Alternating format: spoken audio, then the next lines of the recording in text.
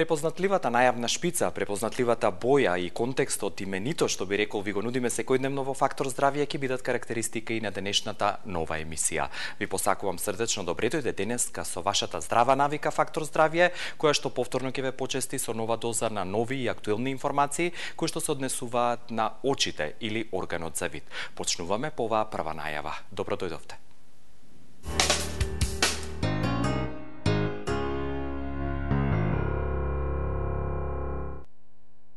Првите факти денеска во емисијата ќе ги изнесеме во контекст на редовното одење на офталмолог или кај очен лекар, бидејќи превенцијата и раното откривање на евентуална аномалија, состојба или болест која евентуално би се појавила и тоа како важно е да се открие во рана или во почетна фаза. Овде зборуваме не само за децата, туку и за возрастните лица и за луѓето кои што една страна се здрави, но и оние кои што имаат коморбидитети или пропратни заболувања како причина за некое офталмолошко пореметување. Го споменувам овој факт, бидејќи денеска во Фактор здравје како тема ви ја нудиме очната тромбоза или венската тромбоза на око, бидејќи ова е состојба која што е резултат или како причина се наведува атеросклерозата или старењето на крвните садови на окото, понатаму може хипертензијата или високиот крвен притисок, како и диабетес мелитус или шеќерната болест. Но многу повеќе на оваа тема и повеќе во однос на вашите одговори на прашањата, одговор ќе ви понуди професорот доктор Весна Димовска-Јорданова, која што е специјалист офталмолог и воедно редовен професор на Медицинскиот факултет во Скопје, а професионално е дел од клиниката за очни болести, дел од кампусот клиники Мајка Тереза во Скопје. Професорке, добар ден и повторно се радувам што сте со нас. Како сте? Добар ден, благодарам за поканата. Секогаш добро се чувствувам во вашата емисија и во вашето студио и се надевам дека денес ќе понудиме некои интересни одговори на одредени прашања кои што можеби ги интересираат гледачите, а се врзани за темата која што вие веќе ја најавивте. Да, ќе зборуваме за задниот сегмент на окото, она што би рекол вие офталмолозите го гледате, ние како преден сегмент нели гледаме, но она што е позади не се гледа, а токму вие тоа ќе го објасните. Ви благодарам што сте со нас денеска и комплименти за вашиот изглед, а она што денеска го имаме понудено како можност за соработка ќе ви го овозможиме по првиот блок реклами. Оваа година започнете со нов смартфон Samsung Galaxy J5 за 399 денари месечно и уживајте во 10 гигабајти интернет само со VIP Postpaid. Повеќе за вас. VIP. G132 Plus Natural е граничен производ. Тоа е единствена оригинална јапонска формула составена од 5 силни антиоксиданци. G Natural ги неутрализира слободните радикали кои се предизвикувачи на повеќе болести во човековото тело. Кој јакне имунолошкиот систем, ги штити клетките од оксидативен стрес и го регенерира реконвалесцентниот организам. G Natural ги одржува оптималните параметри на крвта. Една капсула пред појадок е сигурна формула за долг и здрав живот. Денот ви е исполнет со нервоза, патите од несоница, стресот ви е секојдневие. Решението е Вамекс, гербален лек од валеријана, маточина и хмель, за убав ден и мирна ноќ. Ординација по кардиологија и интерна медицина, доктор Данаилов. 20 години се грижиме за вашето здравје. Центар за плодност, Newborn Clinic, булевар Борис Трајковски 44 на патот кон населба Драчево. Закажете термин на 2734 350. Newborn Clinic, каде што ние создаваме живот.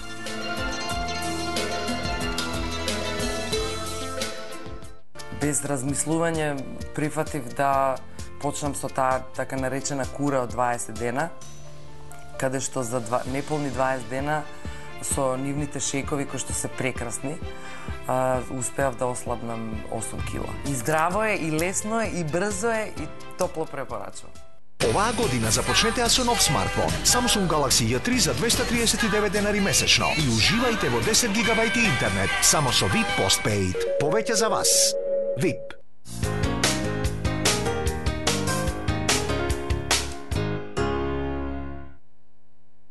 Денеска тема во Фактор здравје е венска тромбоза на око и веднаш ви овозможуваме со оглед на интересот и вниманието ваше да ни се јавите доколку имате интерес на 6091-925 и 6091-924. Професор доктор Весна Димовска-Јорданова, специјалист офталмолог, е денешна ваша предсе гостинка и со неа на почетокот ќе зборуваме и ќе ги запознаеме, професорке, фактите за гледачите кои што се важни во однос на овој тип на заболување, дали и колку е често и што е она што е особено за ова заболување, дали како ентитет може да се поврзе и со други очни заболувања?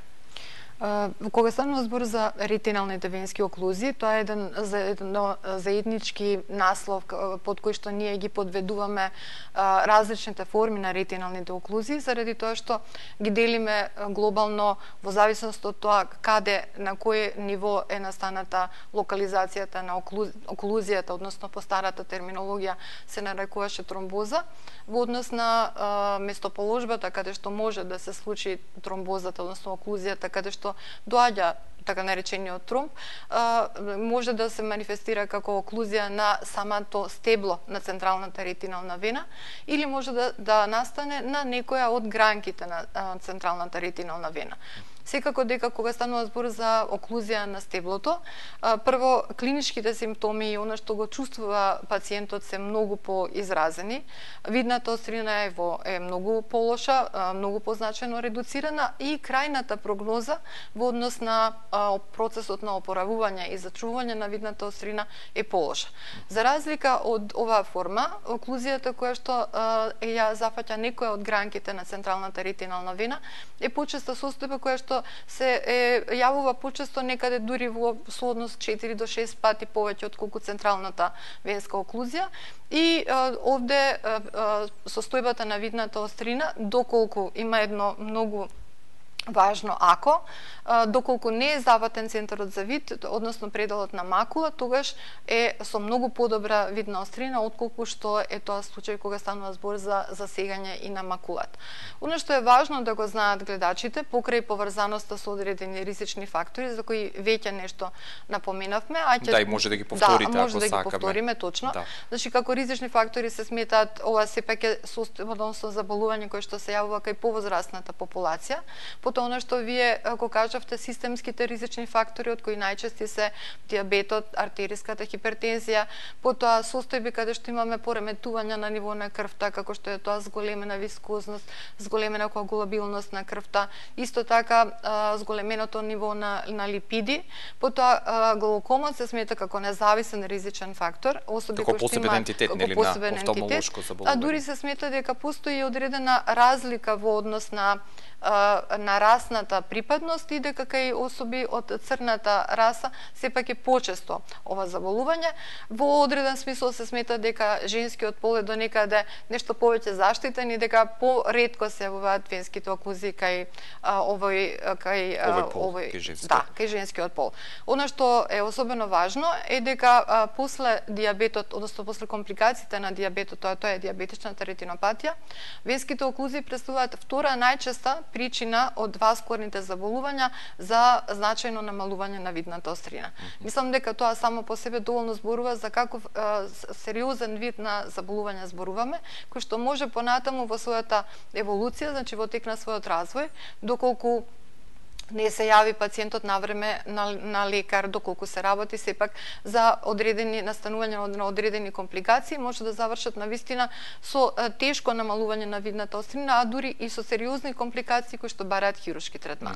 Кажавте дека ретиналната вена, онаа која што нормално за која што зборуваме, доколку заболувањето директно кај неа се јави, компликациите или општата прогноза е полоша во однос на гранките, доколку се појави, рековте, и доколку макулата или центарот за јасен вид не е зафатен, што е она што е особено важно и треба да се земе предвид во однос на патогенезата. Дали одредената симптоматологија веднаш е видлива и ја чувствуваат пациентите? Да, кај оваа состојба, особено значи кај оклузијата на централната ретинална вена, се работи за една состојба која што се јавува ненадејно, најчесто во раните утрински часови после будење од сон, и она што прво се забележува е дека видот на тоа око, ако се работи значи за особено, може да напомнам иако за гледачите тоа не е особено значајно, меѓутоа самата оклузија на централната ретинална вена ја делиме на две големи форми. Едната е, значи, на две основни форми на одреден начин.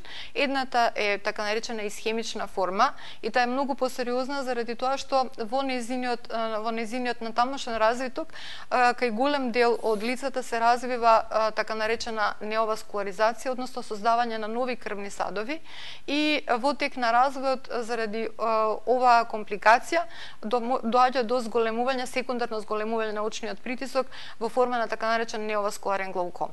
Оно што е карактеристика е дека тие нови крвни садови многу имаат патолошка градба и заради тоа многу лесно крварат. Да, тие многу лесно крварат и кај овие особи, значи состојбата е уште полоша и потешка заради тоа што оваа форма на глауком лошо реагира на медикаментозна терапија. За разлика од оваа форма, така наречената неисхемична форма има подобра прогноза и може да заврши со поблага клиничка слика и со подобро зачувување на видната острина. Значи, тоа е глобалната поделба. Да, ќе се вратиме на овој аспект, да го слушнеме првото ало денеска, првиот гледач или гледачка. Добар ден. Добар ден. Господјо, добро дојдовте, ве слушаме. Поздрав до вас и сакам да ја прашам докторката. Поздрав.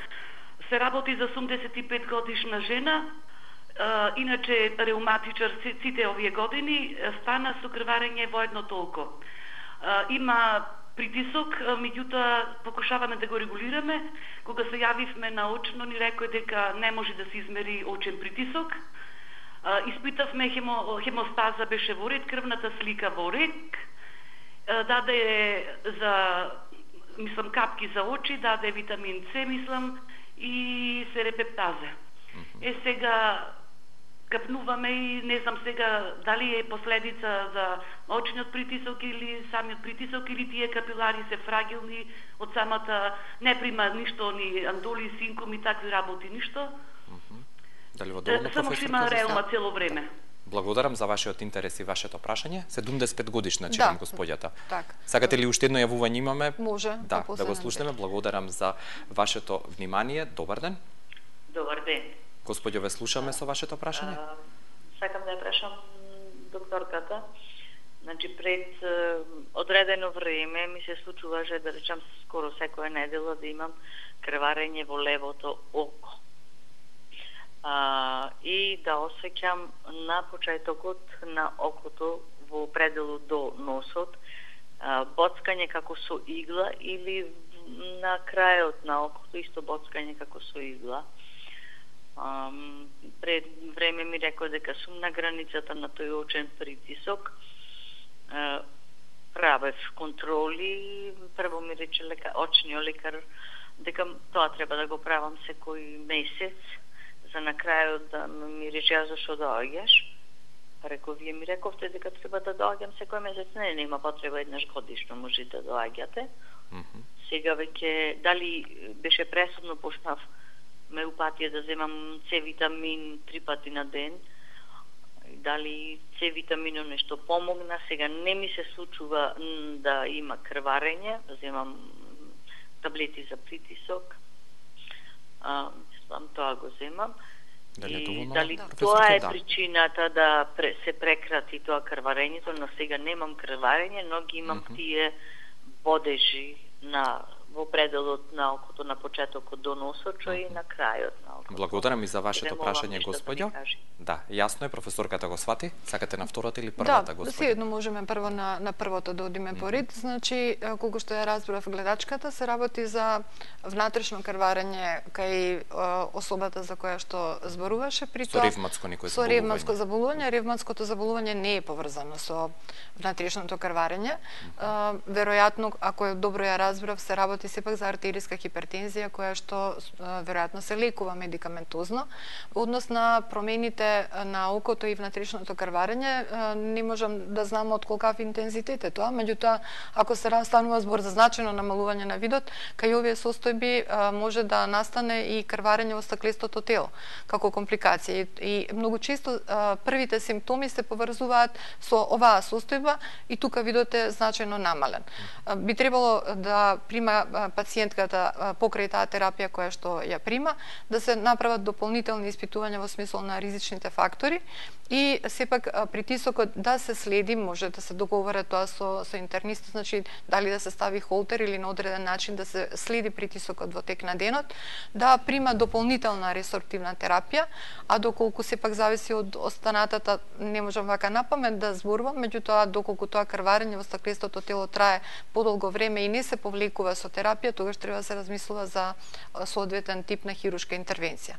А во однос на втората гледачка, станува збор за крварења на надворешниот дел на окото, односно на конјуктивата, кои што се нарекуваат суфузии и кои што се резултат било на промена на крвните садови како резултат на хипертензија или на други васкуларни состојби, меѓутоа може да бидат предизвикани и од одредени механички причини и механички фактори.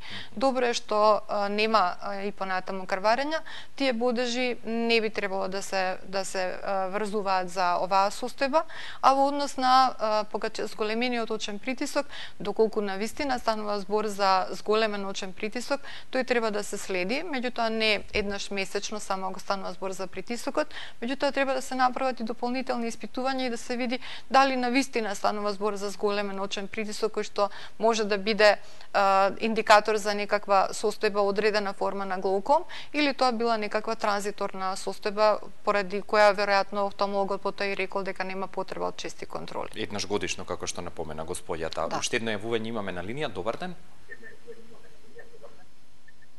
Дали ме слушате? Ало, добар ден. Добар ден, господине, во програма сте?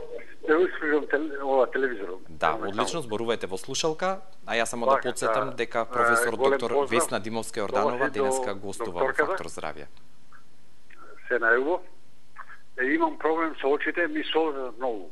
Добро. Како да ми течи, како чешма.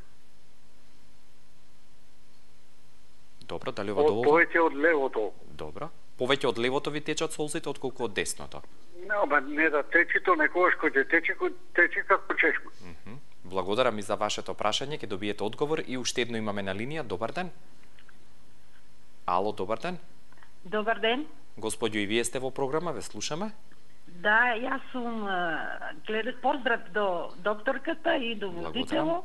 Благодарам, поздрав и до вас. Гледачка од Штип, имам 60 години, имам проблем со очите. Пред очите ми се јавуваат како точки, така како муа да ми прелета. Беше на лекар 5-6 месеци, кажа ми научари за телевизија гледање, немам притисок, а имам проблем и апчиња пи, за оток, С витамин, немам подобрување. Дали е доволно? Да, за некој совет? Благодарам и за вашето јавување. Во однос на првиот гледач и зголеменото, односно постојано солзење, не чувме за која возраст станува збор, меѓутоа би требало прво да се исклучат евентуално влијание на надворешни фактори, надворешни влијанија, а втората работа е треба да се провери каква е продноста на солзните патишта. Ако се работи за солзење на двете очи, може да станува збор и за промени, односно за пореметена проводност на солзните патишта и би требало да бидат тие испитани, значи да се направи една стандардна промивка на солзните канали и да се види, а доколку не е тоа во прашање, повторно ќе кажам, врзано за возраста, може да е и потреба од носење на научари исто така, меѓутоа не во таков обем како што кажа гледачот. Како и да е, доколку оваа состојба продолжи, би требало да се јави кај офталмолог, за да може да се направат сите потребни испитувања. А во однос на она што го кажа втората гледачка, за промени според описот, нејзиниот опис на состојбата, станува збор за дегенеративни промени во стаклестото тело, кои што за жал се јавуваат и веќе и порано, не само во 6-та деценија, меѓутоа тоа е состојба каде што едноставно било каква терапија не може значајно да ја подобри состојбата во смисол тие да исчезнат и да се ресорбираат комплетно, да се повлечат. Секако дека може да прима витаминска терапија, меѓутоа со тек на време сепак ќе научи да живее со таа состојба. И пред блокот реклами и пред да зборуваме за дијагнозата и третманот на она што денеска ни е тема венска тромбоза на око, да објасниме каква симптоматологија или нешто што е специфично кога треба да се јават пациентите на лекари, вам како офталмолози што ви помогнува за да ја дијагностицирате, односно отфрлите оваа појава за која зборуваме? Оно што мора да се има во предвид е дека кај особи кои што однапред веќе има одредени ризични фактори, како што е тоа артериската хипертензија, дијабетот, овие особи треба и од страна на специјалистите интернисти, а и од страна на матичниот лекар, односно семејниот лекар, да бидат упатувани на редовни периодични контроли на офталмолог, за да се следи состојбата на крвните садови. Доколку, например, кај пациентите кои што имаат веќе промени од дијабетот во смисла на дијабетична ретинопатија, тие следења на очното дно треба да бидат и во пократки временски интервали. Меѓутоа, доколку станува збор, оно што сакам да го истакнам и што не е врзано за пациентите, меѓутоа треба да се знае дека ние имаме понекогаш состојби ситуации кога доаѓа пациент кој што има хипертензија, го упатува друг специјалист, па не му се брза, сака прегледот да биде направен за пократко време. Овде не треба да се брза. Оно што сакам да го напоменам и на што инсистираме дека прегледот кај васкуларните заболувања на очното дно мора да биде направен на широка зеница. Дури и кај една рутинска катаракта, пред да се направи проценка во однос на индикативноста за оперативниот зафат, мора да се направи преглед на широка зеница. Уште повеќе кај овие состојби, значи треба убаво да се види состојбата на крвните садови, да се следи, да се исследат промените и на периферијата на очното дно на ретината, заради тоа што на тесна зеница тоа едноставно не може да се направи така како што треба. Ви благодарам за овие аспекти, ќе продолжиме по блокот реклами, а вам ви препорачувам да останете со Фактор здравје и аспектите кои што ќе ви ги понудиме во продолжение. Оваа година започнете со нов смартфон Samsung Galaxy J5 за 399 денари месечно и уживајте во 10 гигабајти интернет само со VIP Postpaid. Повеќе за вас. VIP.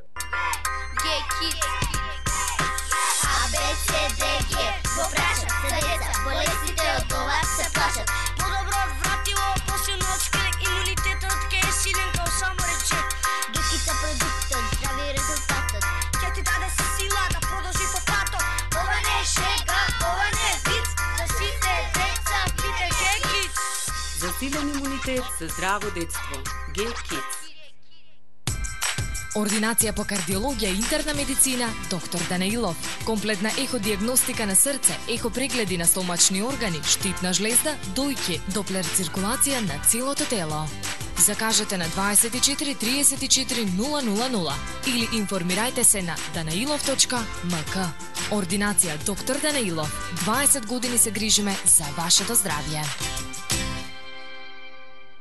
Без размислување прифатив да почнам со таа така наречена кура од 20 дена, каде што за неполни 20 дена со нивните шекови кои што се прекрасни, успеав да ослабнам 8 кила. И здраво е, и лесно е, и брзо е, и топло препорачувам. Ремедика. Прва приватна општа болница. Прашај пријател. ДНА Анифарм, групација Пети, трговски центар Капитол. Нашите знања и искуства се секогаш достапни за вас. Ние ги имплементираме светските аптекарски стандарди, консултации и совет за секој потрошувач. Грижата за вашето здравје е наше задоволство. Ние сме тимот на ДНА Анифарм, Бети аптека, трговски центар Капитол. Најдобар начин за здрав живот се здравите навики. Превенцијата е основа во работата на поликлиниката Сити Медика. Во соработка со Фондот за здравствено осигурување, стручниот тим од повеќе специјалности, фамилиарна медицина, педијатар и комплетна дијагностичка лабораторија обезбедува брз и сигурен третман. Закажете термин на 3055333. Поликлиниката Сити Медика е патека по која се движи вашето здравје.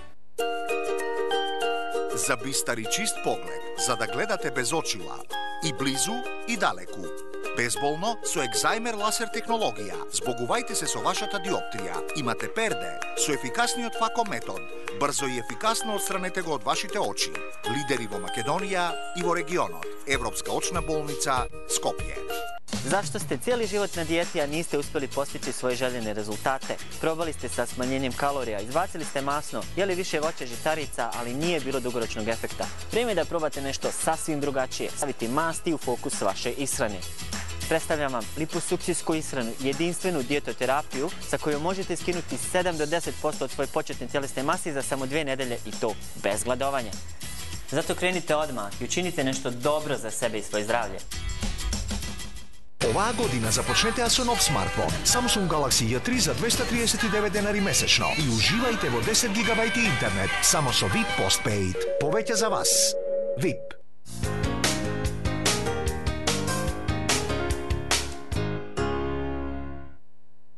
На тема венска тромбоза на око денеска во Фактор здравје разговараме со професор доктор Весна Димовска-Јорданова, специјалист офталмолог од јавната здравствена установа Универзитетска клиника за очни болести, дел од клиничкиот кампус Мајка Тереза во Скопје и воедно редовен професор на медицинскиот факултет во Скопје, кој што е дел од Универзитетот Свети Кирил и Методи во Скопје. На 6091925 и 6091924 и натаму ги очекуваме вашите прашања.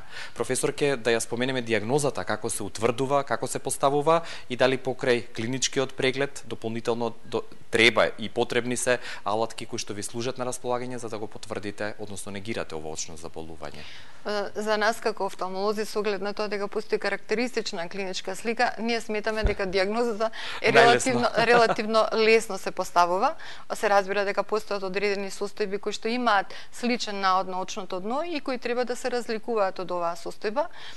Кај оклузијата на гранка, кај таа така наречена исхемична форма, карактеристично што практично целото очно дно е прекриено со крварења и значајно променети крвни садови, додека кај оклузијата на стеблото, се извинувам, направив лапсус, а кај оклузијата на гранката, практично промените се локализирани во пределот кој што со крварења во пределот каде што е локализирана таа гранка и доколку постои засегање на центарот за вид, односно на макула, тогаш тука има присуство и на оток кој што придонесува значајно намалување на видната острина. Меѓутоа, секако дека и покрај тоа што дијагнозата изгледа на прв поглед лесна, мора да се направат комплетни испитувања за да се потврди дијагнозата и што е уште поважно да се направи проценка во однос на третманот на соодветната состојба. Прво, дијагнозата подразбира комплетен клинички преглед, значи она што го напоменав, преглед на очното дно на расширена зеница, секако да не се брза при прегледот, како што рековте. Секако пред тоа мора да се провери видната острина, значи да се види колку пациентот навистина гледа, да се измери очниот притисок за да се види евентуално да не постои и глауком како претходен ризичен фактор, меѓутоа мерењето на очниот притисок е составен дел на секој офталмошки преглед.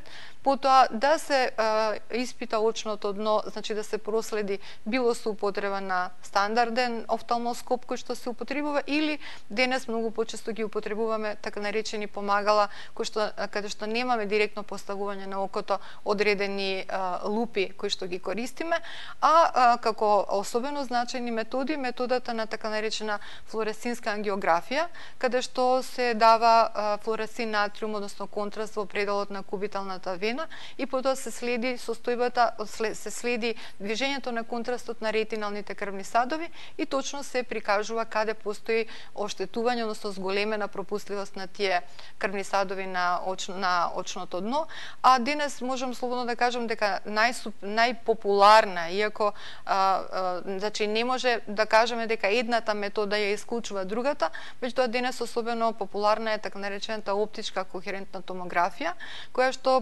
припаѓа во групата на така наречените имиджинг методи, а она што ја прави навистина особено популарна, како што кажав, е фактот дека станува збор за неинвазивна метода, која што не бара посебна подготовка од страна на пациентот, значи не бара анестезија, ништо не се става на окото, туку практично се јас понекогаш за да им биде појасно на пациентите правам аналогија со магнетната резонанца, односно со компјутерската томографија, значи метода која што прикажува состојбата на видниот нерв, на главата на видниот нерв и состојба која што не ги прикажува структурите на центарот за вид, односно на макула. Зошто е методата важна? Заради тоа што кај овие состојби конкретно сега кога зборуваме, ја следи и ја прикажува состојбата и нарушувањата во времето на настанување на болеста, меѓутоа ние со употребата на со примената на оваа метода можеме во континуитет многу често да следиме и еволуцијата, ама да ги следиме и ефектите на третманот кој што би го применувале. Или она пред и потоа. Да, точно пред и потоа. Визуелно рековте го гледате и можете да евалуирате и во однос на терапијата и секако моделите што ви стои на располагање. Тоа е нешто што е многу екзактно, значи многу е објективно, екзактно, може да се повторува без при тоа да има последици врз пациентот во смисол на зрачења и евентуални несакани ефекти. И она што го напомнав, особено ни е важно кога аплицираме третман во форма на тие инекции во окото, за кои што може и нешто повеќе подоцна да кажем. Уште еден гледач или гледачка не чека на линија. Добар ден. Добар ден. Господјо, и вие сте добро дојдени, ве слушаме. Да ве прашам по име на сопругот. Значи, тој има проширена зеница, беше значи на 2-3 месеца да бара мислење од 2-3 доктори, значи светлото му се како од 20 сантима, пример на далече од 20 сантима му се прикажува како од 40, како 60. Во круг, значи. Дали го свативте ова? Не баш. Може уште еднаш како се прикажува проширена зеница, рече дека има сопругот. Да, докторите му кажуваат дека има проширена зеница. Значи светлото кога вози и светлото кога се разминува со автомобил, Добра. Тоа кругот му се прикажува поголем. Претпоставувам фаровите од светлата, да. Благодарам за вашиот интерес. Станува збор за нееднаква состојба на зениците, нееднаква широчина на зеницата на двете очи. Тоа инаку се нарекува анизокорија и тоа значи дека има веројатно на окот на зеницата на едното око има успорена реакција на собирање на зеницата на светлина. Меѓутоа господјата ни кажа дали евентуално постои и некој друг коморбидитет, не би било лошо да се направи еден невролошки преглед за да се види зошто, бидејќи тоа секако не е нормална состојба, не е нормален наод. Значи да не има некое дополнително заболување. Да не има некое дополнително заболување, да. Ке упатиме уште еднаш каде може да ве најде вас и вашиот тим, а во продолжение уште едно јавување вклучуваме во Фактор здравје. Добар ден. Ало, добар ден. Дали сте на линија, дали ме слушате? Ало, го барам. Добар ден. А што ќе прашувам? Ќе прашувам за твоето око. Вие ќе прашувате за окото? Да. Доколку не се слушаме, технички ве поканувам уште еднаш да се јавите. Оно што сакам уште да ве прашам, бидејќи ги споменавте анти-ВГФ инекциите или терапијата, дали тоа како модалитет е нешто што ви служи и актуелно во однос на решавањето на проблемот за кој што денеска зборуваме, или има и други можности за лекување на оваа болест? Она што прво мора да се направи, значи да се испитаат ризичните фактори и основно е да се делува на ризичниот фактор доколку таков постои, доколку тој се утврди. А она што ние како офталмолози го превземаме во однос на третманот се воглавно покрај таа медикаментозна терапија во смисол на лекови за намалување, ако станува збор или кои што делуваат на ризичните фактори или лекови кои што на некој начин ги заштитуваат крвните садови, кога зборуваме за офталмошката терапија, таа воглавно подразбира два вида на третман. Едниот третман е методата на лазер фотокоагулација, која што до ерата на анти-ВГФ терапијата беше навистина терапија на избор, заради тоа што со нејзина примена, особено кај централната венска оклузија, се превенираше настанување на она што го напоменав во форма на така наречен неоваскуларен глауком. Меѓутоа, во последната деценија и последните истражувања покажуваат дека методата на лазер фотокоагулација која и понатаму се применува кај централната ретинална вена како превенција на неоваскуларизација, сепак кога станува збор за присуство на оток во пределот на макула, значи во центарот за јасен вид, не може да ги постигне очекуваните резултати, дури напротив, таа може да ја влоши состојбата. И тука настапува ерата на анти-ВГФ, за која може малку подоцна да. Го имаме следното јавување, благодарам на разбирањето уште еднаш. Добар ден. Добар ден и убав среќен ден. Вами и на вашата гостинка.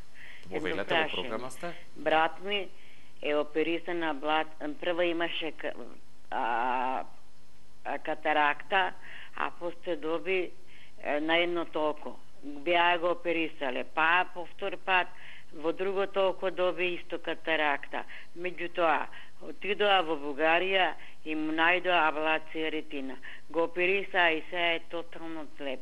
Како може му кажа дека наводно некоја вена што е приклучена кон окото и од тоа не може он да гледа. Благодарам за вашиот интерес. Благодарам. Да. Благодарам и вам. Некој совет или препорака Да, ваша? па овде не може за жал многу да се направи, најверојатно во периодот кога веќе било присутно заматувањето на леќата, веројатно се случила и одредена венска оклузија, која што не била диагностицирана и не била препознаена заради објективни причини. Меѓутоа, она што го кажа господјата во смисол на оперирана аблација, многу е веројатно дека станувало збор за така наречена тракциона аблација, значи аблација која настанува како компликација на тие фиброзни промени кои што се случуваат на очното дно во времето на еволуција доколку не се превземе третман и во таквиот развој на настаните, во таквиот развој на состојбата дошло и до дефинитивни промени и трајно оштетување на видната острина и може да се случи да е операцијата во анатомски смисол успешна, меѓутоа во функционален смисол, значи сепак останува таа состојба на трајно нарушена видна острина. И на крај имаме уште време за анти-ВГФ терапијата, да споменете неколку факти. Да, тоа е денес практично најсовремениот вид на третман кој што е многу актуелен и кај отокот кој што е предизвикан од компликациите на диабетичната ретинопатија, а исто така и кај оток кој што настанува во пределот на макула како компликација на венските оклузии. Се аплицира во форма на така наречени интравитреални инекции, значи инекции на одредени препарати кои што се ставаат во внатрешноста на окото, која е целта на третманот. Се смета дека во она што го нарекуваме ние во патогенетски смисол, тие нови крвни садови како и отокот настануваат заради тоа што како последица на оклузиите настанува состојба на нарушена оксигенација, значи она што ние го нарекуваме исхемија на очното дно, што недоволно кислород што предизвикува создавање на тие нови крвни садови. Утврдено е дека одредени препарати, да не ги именувам сега затоа што не е само еден, делуваат на намалување на отокот преку намалување на создавањето на тие така наречени вазопролиферативни фактори. Значи, инекциите се ставаат во одредени периодични интервали врз основа на проценката која што ние ја правиме после направената оптичка кохерентна томографија пред и после третманот. Значи можете да ги видите резултатите и после секоја контрола давате напатствија за пациентите што и како треба. Навистина е една работа која што е среќа што денес ја имаме во денешно време и која што многу ни ја олеснува и проценката, а и третманот на пациентите. Ви благодарам, професорке, за вашето присуство, за коментарот и информациите и на крај користам прилика да ви ја честитам новата 2018-та, со желба нашата соработка уште повеќе да продлабочиме. Ви благодарам и се надам дека соработката ќе продолжи во следната година и исто така ви ја честитам и нова година и генерално и божичните празници. Благодарам уште еднаш и секое добро ви посакувам на приватен и професионален план, а вие доколку имате интерес и потреба, професор доктор Весна Димовска-Јорданова, специјалист офталмолог, ви стои на располагање во јавната здравствена установа Универзитетска клиника за очни болести, дел од кампусот клиники Мајка Тереза во Скопје. Пријатно и ви благодарам на вниманието.